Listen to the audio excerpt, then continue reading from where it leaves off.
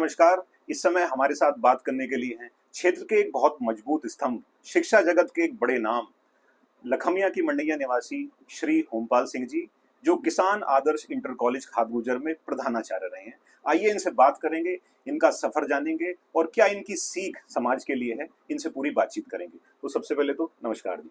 नमस्कार। कैसे हैं आप? ठीक है, ईश्वर की कृपा है। स्वास्थ्य बहुत बढ़िया तो नहीं रहता और ठीक है, ठीक चल रहा है। इस समय आपकी आयु कितनी है? मैं 2 जनवरी 2026 को 80 वर्ष पूरे कर लूँगा। 80 वर्ष के आप हो जाएंगे जी। तो 80 वर्ष इनको 80 वर्ष में भी लेकिन आप फिट हैं। हाँ, ईश्वर की कृपा है। हाँ, तो अब आपका हम ये थोड़ा पूरा सफर जानेंगे। जी। तो जैसे कि किसान आदर्श इंटर कॉलेज खादगुजर में आप प्रधानाचार्य रहे, जी। तो हम आपसे ये जानना चाहते हैं कि शिक्षा जगत में आने की आपकी कैसे रुचि रही, कि आपको कैसे ये तय किया कि मुझे शिक्षा क्षेत्र में आना?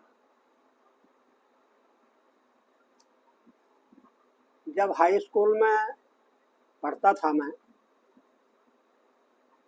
हिंदी विषय के अंदर उस समय एक सहायक पुस्तक हुआ करती थी। उस पुस्तक का नाम ही था सफलता। सफलता। पुस्तक का नाम ही था सफलता। उस पुस्तक में एक चैप्टर के अंदर एक विद्यार्थी की कथा का वर्णन था। जी। वो विद्यार्थी जब पढ़ता था तो वहाँ देखता था सब कुछ कि भाई प्रधानाचार्य का रहन सहन, उसका दबदबा, उसकी और तमाम बातें, समाज के अंदर उसका सम्मान, ये तमाम बातें देख कर उसके मन में ये आया कि यार परमात्मा करे मैं भी यहाँ का प्रधानाचार्य हो जाऊँ। जी। तो उसको कुछ ऐसी लगन लगी कि उसने जहाँ भी उठता था बैठता था उसने पी अक्षर लिखना शुरू कर दिया। जी। अपनी बुक्स पर, अपने टेबल पर, अपने चेयर पर, और जहाँ कहीं भी वो मतलब पी अक्षर उसने इस्तेमाल करना शुरू कर दिया। जी। पढ़ाई पूरी हुई, परमात्मा की कृपा बनी, एक दिन वो उस विद्यालय का प्रधानाचार्य हो गया। अच्छा। उसकी इच्छा पूरी हो गई। सफलता नामक उस सहायक पुस्तक में मैंने उस पाठ को पढ़ा तो सरदार कुंदन सिंह जी उस समय हमारे प्रिंसिपल हुआ करते थे। जी। बहुत ईमानदार, बहुत कर्मठ, बहुत मेहनती व्यक्ति वो रहे। ग्राम कोराला पास में ही है, वहाँ के वो रहने वाले थे। उनके 2 लड़के हैं, दोनों लड़के बहुत मतलब समाज में नाम है उनका। जी। जी। तो मुझे भी उनसे ये प्रेरणा मिली कि यार क्या ही अच्छा हो कि मैं भी यहाँ का प्रधानाचार्य हो जाऊँ। ये मेरे मन में भी एक ख्वाहिश थी और इस पेशे में कम से कम कोई भी अध्यापक हो, चाहे वो प्राइमरी का है, चाहे वो जूनियर का है, चाहे माध्यमिक का है, चाहे डिग्री कॉलेज का है, या उससे आगे यूनिवर्सिटी लेवल का है, बच्चे गुरुजी कह के बड़ा सम्मान करते हैं बच्चे। और कोई स्टूडेंट अपना कहीं भी मिल जाता है तो वहाँ भी बहुत सम्मान मिलता है, समाज में बहुत सम्मान है।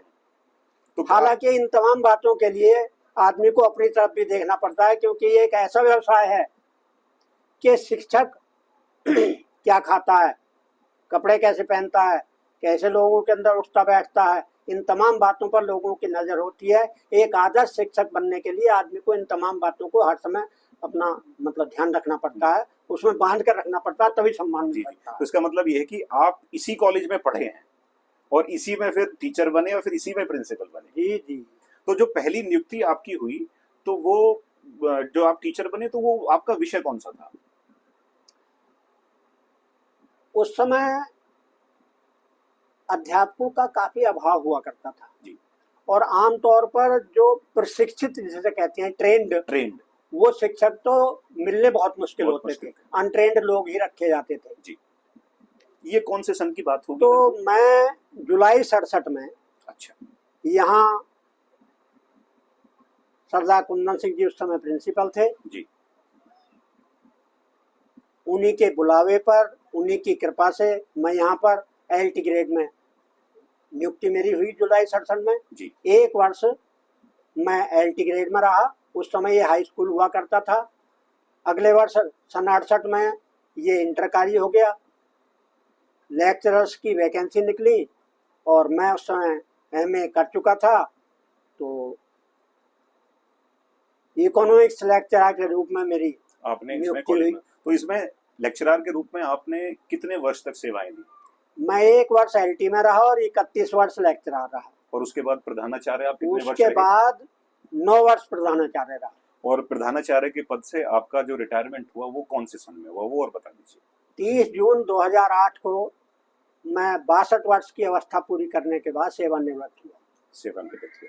तो अब हम आपसे ये जानना चाहते हैं, सबसे पहले तो उसी कॉलेज में आप छात्र भी रहे, उसी कॉलेज में आप टीचर भी रहे, फिर बाद में प्रिंसिपल के पद से रिटायर हुए। तो टीचर और एक प्रिंसिपल, दोनों का काम करने के तरीके में कितना अंतर है?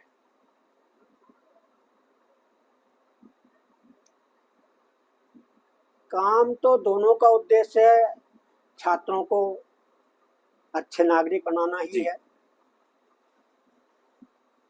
लेकिन अध्यापक की जिम्मेदारी तो ये होती है कि भाई जो भी उसको अपने विषय पढ़ाने के लिए मिले हैं उनके अंदर वो मेहनत करने के बाद छात्रों के सामने जाए और अपना ये कोशिश करे कि भाई जितना मैं उन्हें दे सकता हूँ ज़्यादा से ज़्यादा उतना देने की कोशिश करे। बिल्कुल। प्रधानाचार्य का दायित्व थोड़ा सा और बढ़ जाता है, उस पर पूरी संस्था का उत्तरदायित्व होता है। जी। तो होता वो भी अध्यापक ही है। मैंने अपने प्रधानाचार्य काल में 2 कालांश, 2 पीरियड, कक्षा 11 और कक्षा 12 दोनों कक्षाओं को मैं पढ़ाता रहा। हाँ जी। तो दायित्व दोनों का ही अच्छे नागरिक बनाना है। प्रधानाचार्य का दायित्व थोड़ा ज्यादा हो जाता है क्योंकि पूरी संस्था का वो अध्यक्ष होता है जी, और उसकी देखरेख में सब काम होते हैं। अध्यापक का केवल अपने विषय तक सीमित होता है, वो अपने टाइम टेबल तक सीमित होता है। तो प्रधानाचार्य बनने के बाद क्या क्या चुनौतियां आपको संस्था चलाने वक्त आई?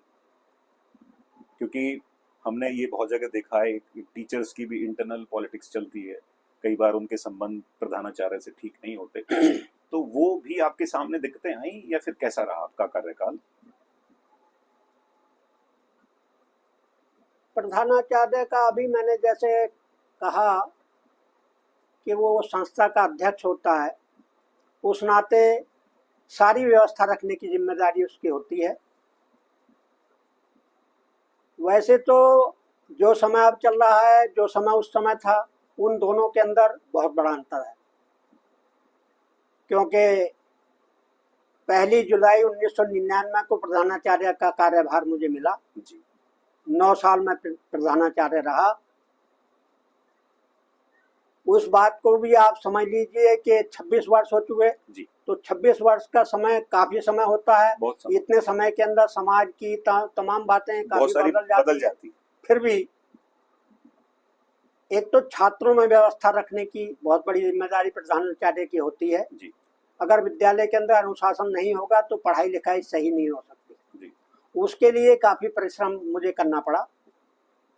कई लोगों ने, अध्यापकों ने मेरा बहुत साथ दिया, व्यवस्था बढ़िया हो गई। सारे अध्यापक तो साथ नहीं दे सकते, ये प्रजातंत्र है। बिल्कुल। जैसे गांव के अंदर भी पार्टीबाजी होती है और तमाम जगह होती है, जहां भी 10 आदमी रहते हैं तो सबका एक मन होना नामुमकिन है। कुछ ना कुछ बहुत मुश्किल होता है, कुछ ना कुछ विचार भेद होते ही हैं जी, जी, जी। तो इस तरीके से हमारे भी पार्टीबाजी रही, लेकिन मैंने अपनी मेहनत से और अध्यापकों का दिल जीत कर ये काम किया कि जो 2-4 लोग थे जो विपक्ष में रहते थे, वो हालांकि वो हर समय इस कोशिश में रहते थे कि कैसे ये व्यवस्था खराब होनी चाहिए जी। क्योंकि व्यवस्था खराब होगी तो प्रधानाचार्य की बदनामी होगी और जिम्मेदारी उस पर ही आनी है जी जी। एट लास्ट तो वो लोग मतलब अंदर खाने मन से यही चाहते थे कि व्यवस्था खराब होनी चाहिए, लेकिन परमात्मा से डर कर इस बात को मैं कह रहा हूँ कि मैं जितना मुझ में सामर्थ्य थी उतनी सामर्थ्य के साथ, पूरी ईमानदारी के साथ मैंने विद्यालय की सेवा की। और सेवा करने के बाद ज़्यादातर अध्यापकों के मन के अंदर ये संदेश गया कि भाई जो ये 2-4 लोग व्यवस्था खराब करने की बात करते हैं, इनका साथ नहीं देना है, ये खराब लोग हैं। उनसे लोग खुद ही मतलब थोड़ा बहुत कम वास्ता रखते थे। मेरे बहुत विश्वास पात्र रहे, जैसे मैं कहता था वैसे चलता था। और मेरे अपने कार्यकाल के अंदर न उससे पहले कभी हुआ न उससे बाद हुआ, जैसे ये पढ़ाई के साथ साथ जो मतलब सहगामी क्रियाएं होती हैं, बिल्कुल। उन क्रियाओं के अंदर खेल भी एक सहगामी क्रिया होती है। मेरे समय के अंदर 3 वर्ष लगातार मेरे विद्यालय के बच्चे जिले के चैंपियन रहे जी। न उससे पहले कभी हुआ न उससे बाद हुआ। ये उपलब्धि रही है। ये उपलब्धि रही। और स्काउटिंग के अंदर जिले के अंदर खाद गुजर का एक विशेष नाम था, शील्ड मिलती थी खाद गुजर को स्काउटिंग के नाम के लिए। तो ये तमाम मेहनत से, ये तमाम व्यवस्था के लोगों ने साथ दिया, मैंने भी उनका थोड़ा मार्गदर्शन किया, लोगों का सहयोग दिया, ये सब कुछ चलता रहा, बढ़िया रहा। अच्छा, रिटायरमेंट के बाद एक चीज मैं आपसे जानना चाहता हूँ कि एक संस्था का मुखिया होना जी और रिटायरमेंट के बाद फिर एक परिवार का मुखिया होना, कितना अंतर है दोनों में? कौन सा दायित्व ज्यादा मुश्किल है? विद्यालय का तो मैं अध्यक्ष रहा, प्रधानाचार्य रहा। 30 जून 2008 को सेवानिवृत्त हो गया। जब तक मैं अध्यापक रहा, यानी कि जून 67 तक, तब तक तो मैं गांव से अपनी साइकिल से विद्यालय जाता था जी। जब तक मैं लेक्चरर रहा जी। और घर के सारे मामलात का एक तरीके से मैं ही मुखिया था जी। जब 1 जुलाई 99 को प्रधानाचार्य का चार्ज मुझे मिल गया, उसके बाद 1 वर्ष तक फिर मैं और गांव से गया। इसके बाद अपने पोता पोती को पढ़ाने के लिए गजरौला रहना शुरू कर दिया जी। और मैंने एक तरीके से विद्यालय के लिए अपना पूरा समय समर्पित कर दिया, अपने आप को समर्पित कर दिया। जो मेरे एक तरीके से थोड़ा सा मनभेद मुझसे रखते थे मेरे अध्यापक, जी जी जी, वो भी इस बात के प्रभाव में रहे। वो भी इस बात के पीछे मुझे कानों के अंदर बात आती, प्रशंसा करते थे कि हम ये समझते थे कि भाई जितना ये घर के कामों में अब तक दिलचस्पी लेते हैं, प्रधानाचार्य बनने के बाद भी अगर ऐसी तरीके की स्थिति रही तो शायद विद्यालय के लिए समय कम मिलेगा। पर मैंने क्योंकि अपना पूरा समय समर्पित कर दिया उनके लिए, तो वो भी पीछे से मेरी इस बात की प्रशंसा करते थे कि उन्होंने भाई अपने घर का सारा मतलब घर की तरफ से मैंने खेती बाड़ी जो भी कुछ बात थी वो जिम्मेदारी छोड़ दी, बच्चे ने लड़के ने जिम्मेदारी संभाली, मैंने उसकी तरफ कोई ध्यान नहीं दिया। इसलिए बाद में भी फिर मैंने रिटायरमेंट के बाद उसमें दखलंदाजी करने की कोशिश नहीं की। घर का मुखिया लड़का ही रहा, वो अपने चाहे जो फैसले ले रहा है, तो मुझे तो अपनी पेंशन से मतलब रहा अपने बस। ठीक, तो मतलब बहुत ज्यादा अंतर नहीं आया ना तो कोई अंतर नहीं। उस माहौल को आप कितना मिस करते हैं इस समय रिटायरमेंट के बाद? जो विद्यालय वाला माहौल होता है, जो साथियों का माहौल क्या होता है, सब लोग आप महसूस करते हैं। बहुत चले भी गए होंगे कौशिक, दुनिया छोड़ के। श्री रमाशंकर कौशिक जी गजरौला के रहने वाले, मुलायम सिंह की सरकार के अंदर डिप्टी चीफ मिनिस्टर कहलाते थे। जी जी जी, बिल्कुल। उप मुख्यमंत्री। जी जी। माने मुलायम सिंह उनकी बात को टालते नहीं थे, जो उन्होंने कह दिया सो हो गया। जब तक वो मंत्री रहे, उसके बाद में राज्यसभा के सदस्य रहे, जब तक वो मतलब इन चेयर रहे, पद पर रहे, उनका सम्मान कुछ और था। और जब ये सब पद हट गए तो सम्मान में कुछ और अंतर आ गया। इसी तरीके से प्रत्येक की बात होती है। तो जब आदमी सेवानिवृत्त हो जाता है, माने उसके बाद उसने समाज के लिए जो कुछ किया, जो उसका अपना चरित्र है, उसी का मूल्य समाज समझता है, उसी के तरीके से उसका मान सम्मान होता है। जो पद की गरिमा है, जो पद का मान सम्मान है, वो तो वहीं पीछे छूट जाता है। फिर बाद में तो जो व्यक्तिगत उसने किया है समाज के लिए या निजी के लिए या परिवार के लिए या गांव के लिए, उसी के हिसाब से फिर उसका मान सम्मान। जी। अब अंत में मैं आपसे ये पूछना चाहता हूँ कि आपका इतना लंबा समय शिक्षक कार्य में रहा है, इतनी आपकी आयु हो गई, तो बहुत कुछ आपके पास है समाज को बताने के लिए, युवाओं को बताने के लिए। तो अंत में आप हमें ये बताएं कि आप अपने इस जीवन से समाज को और युवाओं को क्या संदेश देना चाहते हैं? सेवानिवृत्ति के बाद प्रधानाचार्य रहते हुए ये एक मकान मैंने गजरौला में कवि नगर में बना लिया था, वहां मैं रहता था। सेवानिवृत्त हम भी हो चुके थे, जो और समाज के खास तरीके से जाट समाज के जो बुजुर्ग लोग थे उनके साथ पास उठना बैठना होता था। एक माने जाटों का एक संगठन जाट सभा नाम से चला, काफी अच्छा चल रहा था। मेरा तो उतना ज्यादा बढ़िया स्वास्थ्य भी नहीं रहता था, फिर भी जो बुजुर्ग लोग उस समय मेरे साथ थे, एक ऐसा माहौल बन गया कि उन सब लोगों ने बहुत आग्रह और एक तरीके से जिद कर दी मुझे अध्यक्ष बनाने की। मैं गजरौला जाट महासभा का मैं 7 वर्ष तक लगातार अध्यक्ष रहा। बीच बीच में मैंने पद छोड़ने की कोशिश की, पर लोगों ने माना ही नहीं। फिर भी मैंने अपने स्वास्थ्य का कारण बता के एक लिखित में इस्तीफा दिया। तो अब भी जब मैं कभी जाता हूं तो लोग ये कहते हैं कि जिस दिन से आपने ये सभा छोड़ दी, जाट सभा ही खत्म हो गई है।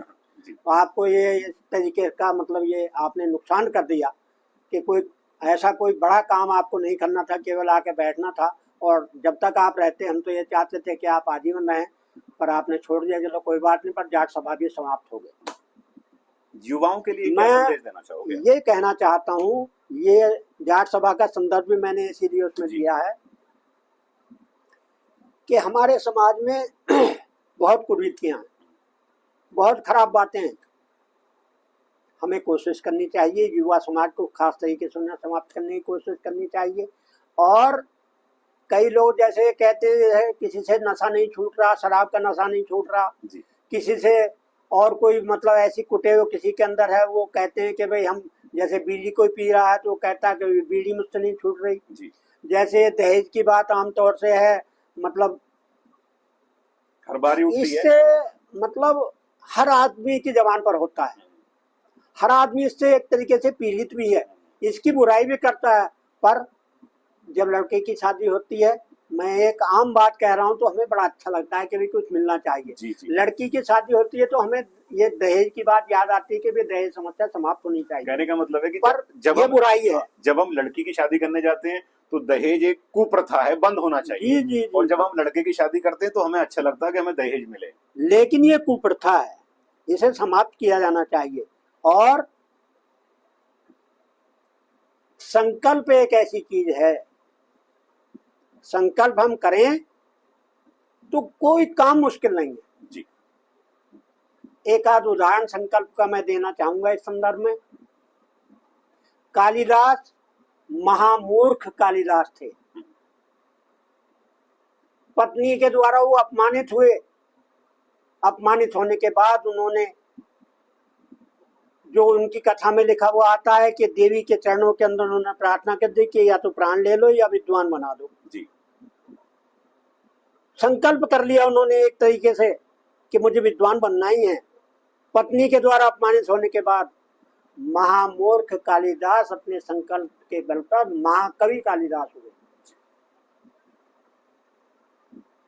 एकलव्य भील थे।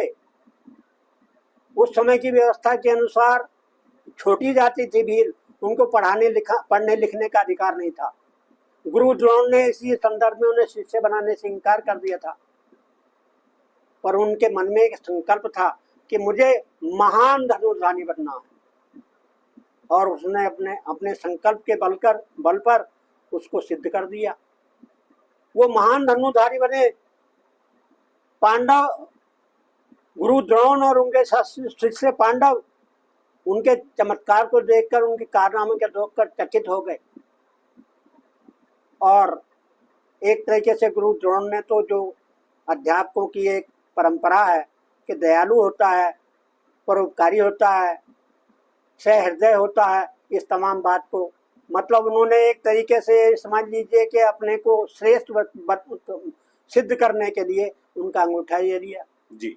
पर उन्होंने अपने संकल्प के बल पर संकल्प उन्होंने किया और श्रेष्ठ धनुर्धारी बने। आज भी इतिहास इस बात को मानता है कि अगर अंगूठा न लिया जाता तो अर्जुन उनसे पीछे रहते। तो युवाओं को संकल्प लेके कोई भी काम अगर करना कोई भी चाहिए, काम आप तो सफलता निश्चित है। निश्चित है। अगर आप किसी संकल्प के साथ किसी बात को करेंगे तो निश्चित है, निश्चित ही सफलता मिलेगी। मैं इस बात को नहीं कह रहा कि जब जैसे मैंने अपने प्रधानाचार्य के लिए पी अक्षर की बात बताई कि मतलब कोशिश तो करनी चाहिए आदमी को। जब हम ईश सहाय करें तब ही जब आप सहाय करें न अपनी। God helps those who help themselves. जी बिल्कुल। भगवान तभी हमारी मदद करेगा जब हम स्वयं कुछ प्रयास करेंगे। अगर हम हाथ पर हाथ रखकर बैठ जाएंगे, हम कुछ नहीं करेंगे, तो परमात्मा भी ऐसे नहीं देगा। हमें प्रयास हमें करना पड़ेगा। भगवान ने भी ये कहा है कि कर्म पर हमारा अधिकार है, फल पर नहीं। तो कर्म तो कम से कम हम करें। सच्चे मन के साथ अगर हम कोई भी संकल्प लेंगे तो अवश्य हमारा पूरा होगा। बिल्कुल, और सही बात है। आदमी का हमें कर्म प्रधान, जब तक हम कर्म ही नहीं करेंगे तो ईश्वर भी हमारी मदद क्यों करेगा। जी जी। जैसे एक वो 4 लाइनें आती है कि व्यर्थ है खुशामद करना रास्तों की, काम अपने ही पांव आते हैं सफर में। जी जी। तो हमें संकल्प तो करना होगा, हमें चलना होगा। तो बाकी ये थे हमारे साथ प्रधानाचार्य जी। अब चक्कर क्या है, 40 साल का अनुभव इस वीडियो में समेटना बहुत मुश्किल है, कठिनाई है, लेकिन फिर भी प्रयास ये रहता है कि ज्यादा से ज्यादा इनके जीवन का एक ये अनमोल खजाना है, इनकी सीखें समाज के काम आएंगी, युवाओं के काम आएंगी। तो भी ये प्रयास रहता है, कोशिश रहती है कि ज्यादा से ज्यादा इनकी बातों, इनसे बात किया जाए। उस चक्कर में वीडियो थोड़ी लंबी हो जाती है। तो इतनी लंबी वीडियो देखने के लिए आपका और प्रिंसिपल साहब इतना समय देने के लिए आपका बहुत बहुत आभार, बहुत बहुत धन्यवाद। नहीं करी बोलिए। अंत में एक बात मैं अपनी कहना चाहूंगा जी। समाज में जितना भी बिखराव है, जो युवा लोग हैं उसके लिए जुड़ जाएं। जो वो चाहेंगे वो होगा जी। कोई भी बात असंभव नहीं है, सब संभव हो सकता है, लेकिन उसके लिए प्रयास करना पड़ेगा। इसके लिए मैं एक बात ये कहना चाहूंगा, कहिए आप। तुरु शुरू हर चीज मिश्री की डली बन जाएगी, खार की हर नोक बेले की कली बन जाएगी। है कठिन ये बात मगर आज माई से शर्त है, तुम भले बन जाओ दुनिया तो भली बन जाएगी। कितनी सुंदर हम बात। अपनी अपनी जगह स्वयं अपने को सुधार लें, दुनिया अपना आप सुधर जाएगी। जो हम चाहेंगे वो होगा और ये दुनिया स्वर्ग हो जाएगी। स्वर्ग हो जाएगी। बिल्कुल। तो इतनी लंबी वीडियो देखने के लिए आपका धन्यवाद। बहुत बहुत